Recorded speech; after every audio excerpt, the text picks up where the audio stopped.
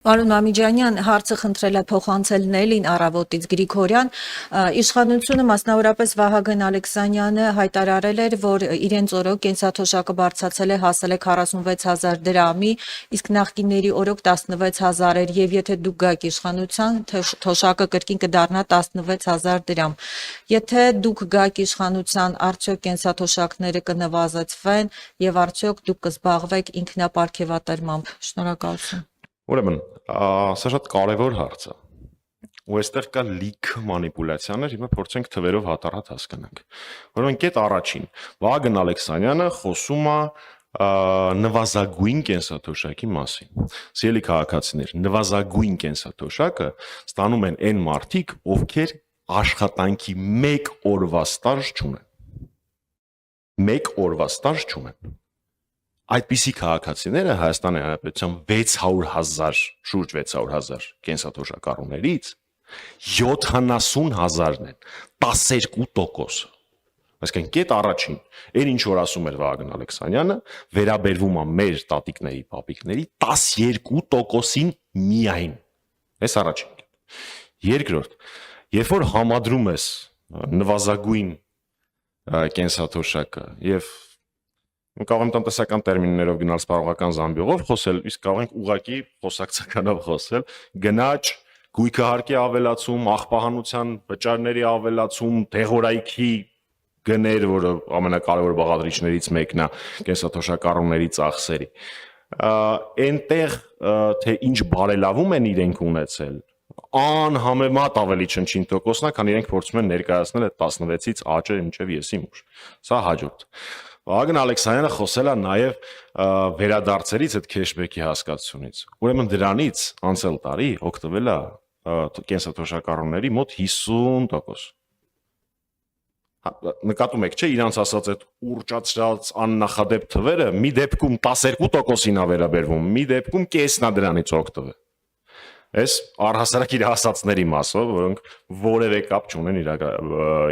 իրականության հետ, ընդհանրապես մանիպուլյացիա են քաղաքական։ Բայց այստեղ կա երկրորդ ասպեկտ։ Իրականում, որպեսզի հաշվես, թե ինչքան է ավելանում կենսաթոշակը, դու պետք է համեմատես միջին կենսաթոշակը։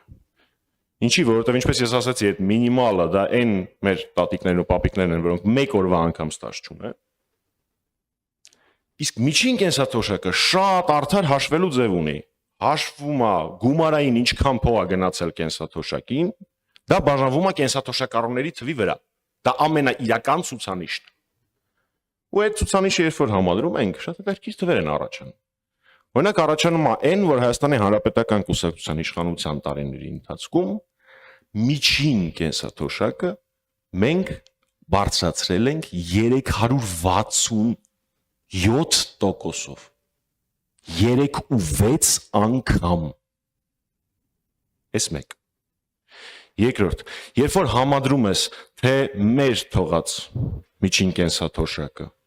եւ հիմիկվա իրանց միջին կենսաթոշակը սպառողական զամբյուղի հետ ինչ համադրություն ունեն, ավելի պարզ լեզվով ասեմ, դրանով ինչքան բան կարող ես առնել, մեր պարագայում վիճակը մի քանի տոկոս ավելի լավ է։ Այսինքն ոչ թե վատթարացում, լավ բարելավում չկա, վատթարացում կա իրական ցուցանիշի պարագայում, միջին կենսաթոշակի պարագայում մի քանի տոկոս վատթարացում կա։ Ավելին ասեմ, մի տվյալ ավելել ասեմ։ Եթե համադրես, թե հանրապետականը միջինում իր կառավարության տարիներին միջին կենսաթոշակը ինչքան էր բարձրացնում,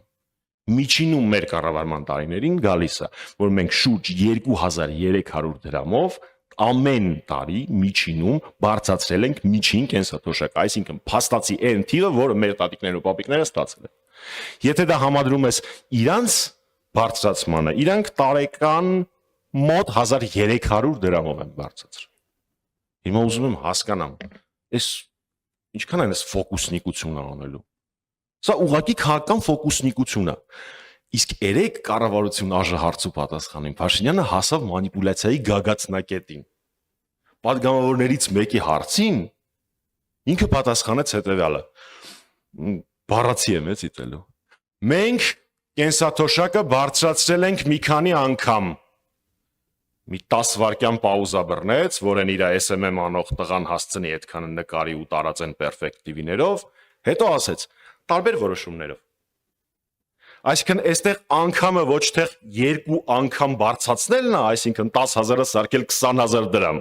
այլ մի անգամ 10,000-ը սարքել են 11,000, մի անգամ 11,000-ը սարքել են 12,000, հետո մի հատ էլ 12-ը սարքել են 13։ Բայց ինքը դա ներկայացնում է։ Մենք կենսաթոշակը բարձրացրել ենք մի քանի անգամ, հետո պաուզա է վերցնում, ասում է տարբեր որոշումներ։ Այս արդեն մանկապարտեզի մակարդակի մանիպուլյացիաներ են, ծիծաղալվեն։ Իսկ եթե իրար հետ համադրենք, թե ոնց են աճել իրենց աշխատավարձերը, գաղտնի, ոչ գաղտնի, պարգևավճար եւ այլն որոշումներով, ինչքան են աճել հաստատի մեր տատիկների եւ պապիկների կենսաթոշակները, լավ երևում է, թե իրանք ավելի շատ ում են սիրում մեր տատիկ պապիկներին, թե իրանց։ Հայաստան խմբակցության անդամ պարոն Արմեն Ռուստամյանն է, օրերս ի պատասխան իմ հարցի արդյոք քաղաքական լայն ճակատով, ընդդիմադիր լայն ճակատով գալիք խորհրդարանական ընտրություններին մասնակցելու համար հանդիպումներ են կայացել նաև Հանրապետական կուսակցության եւ պարոն Սերժ Սարգսյանի հետ, ասաց, որ այո, հանդիպել են, խոսել են։ Խնդրում եմ տեղեկություն կհաղորդեք, ինչ խոսակցություն է տեղի ունեցել, ինչի շուրջ եք համաձայնել, ինչի շուրջ ոչ, եւ այս պայդրությամբ Հանրապետական կուսակցությունը հստակեցրել է 26-ի ընտրություններին ինչ ֆորմատով է մասնակցելու դաշինքով, առանձին եւ հնարավոր ձևավորվելիք ընդդիմադիր դաշինքներից, որոնցից մեկը ենթադրաբար կլինի Հայաստան դաշինքի ընդլայնված ձևը, մյուսը ուժեղ Հայաստան կուսակցության շուրջ ենթադրաբար, որտեղ եք ավելի ձեզ կոմֆորտ զգալու։ Շնորհակալություն։ Առաջին հարցինի պատասխան, այո, այդ հանդիպում տեղի ունեցել, այդ հանդիպման մասին հրապարակային հաղորդագրություն է հաղորդվել եւ ավելին, քան հրապարակային հաղորդագրությունն է հաղորդվել, այսինքն հանդիպման փաստի մասին, ես որովհետեւ ել չեմ ներկայացնում, որովհետեւ դա աշխատանքային քննարկում էր։ Այդպիսի քննարկումներ Հայաստանի Հանրապետական կուսակցության ղեկավարությունը ունենում է երևի ամեն օր ամենատարբեր դերակատարների հետ։ Սա առաջինը, ուստի այլ տվյալներ այս պահին չեն հանրայնացվել։ Երկրորդ հարցը, դուք ոնց ձևակերպեցիք կոմֆորտ, ես ինձ կոմֆորտ իմ հայրենիքում եմ զգում, ցանկացած տեղ, ընդ որում ցանկացած կարգավիճակում, падգամավորի, ցուցարարի, իմ ընկերները, օրինակ Նարեկը Սամսոնյան, իրեն արժանապատիվ է զգում նաև 14 օր հացադուլի եւ քաղբանտարկյալի կարգավիճակում։ Մեր մյուս քաղբանտարկյալ ընկերները Վազգենը, Դավիթը, Արմենը Աշոտյան, Սրբազանն, բոլոր մեր գործընկերները իրենց արժանապատիվ են զգում նաև քաղբանտարկյալի կարգավիճակում։ Մարդկա ազատության մեջ է նման ճոխություն իրեն թույլ տալ չի կարող։ Ինչ վերաբերվում է մասնակցության ֆորմատին, Հայաստանի Հանրապետական կուսակցության նախորդ գործադիր նիստից հետո, որը ուրբաթ էր տեղի ունեցել անցած շաբաթ, մենք հայտարարել ենք, որ մենք սկսել ենք գործադիր մարմնում քննարկել մասնակցության հարցը, որևէ բան այս պահին ասել չեմ կարող, որտեղ քննարկումները դեռևս ընթանում են։ Մի պարզ պատճառ կա այդ որոշման կայացման այսպիսի տրամաբանության։ Մեր համար սրանք ուղղակի ընտրություններ չեն, որ մենք հաշվարկենք, ասենք դե լավ, սենց արդյունք կլինի եւ այլն։ Այստեղ մենք, ինչպես եւ այս բոլոր տարիների ընթացքում, ունենք մեկ նպատակ՝ Փաշինյանի հեռացում, որը հավասարազոր է եւ հոմանիշ է Հայաստանի Հանրապետության հետագա զարգացման եւ անվտանգության։ Ուստի այս որոշումը շատ հանգամանալից, շատ կշռադատված պիտի կայացվի եւ յուրաքանչյուր դերակատար պիտի ինքը հստակ պատասխան ունենա, թե իր այս կամ այն գործողությամբ ինքը ինչպես եւ ինչքանով է նպաստում Հայաստանում իշխանապողության իրականացմանը, եթե իհարկե բոլոր դերակատարների հայտարարած եւ իրական նպատակները նույնն են։